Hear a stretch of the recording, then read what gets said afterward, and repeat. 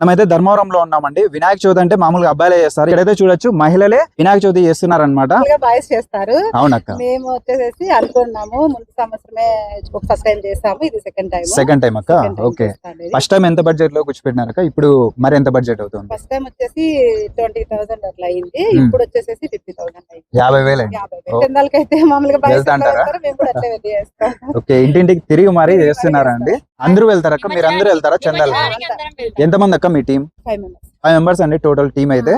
వస్తారు, వాళ్ళు కూడా అందరూ వస్తారు. వాళ్ళు కూడా అందుకు మీరే చేస్తారు. వాళ్ళ లేని ఏది జరగదు కదా ఇక్కడ. అందరూ బాగా వస్తారు, అందరూ బాగా కలుస్తారు. లేడీస్ ఫస్ట్ లో కొంచెం వీళ్ళతో యాడ్ అవుతుంది అట్లా అనే వస్తారు. ఇప్పుడు బాగా చేస్తున్నారు. వాళ్ళే ముందుకు వస్తాం. హస్బెండ్స్ లేని మేము కూడా బయటకు రాలేము. అవునక్క, ఇంట్లో వాళ్ళ సపోర్ట్ తోనే చేస్తున్నారు. ఫస్ట్ వాళ్ళు లేని మేము వచ్చే కాదు. ఓకే, కరెక్ట్ అక్క. అదైతే ఆ కోసం మీరు ఇంతవరకు వచ్చినందుకు చాలా థాంక్స్ అక్క. మీరు కూడా ఒకసారి అయితే విజిట్ చేయండి. ధర్మవరంలో కేశవానగర్ నుంచి లోపలికి అయితే డైరెక్ట్ గా వస్తే ఇక్కడ పోతిరెడ్డి గ్రౌండ్ దగ్గర మహిళలు చేస్తున్నారు. అలానే అన్నదానం అంతా ఉంటది అక్క.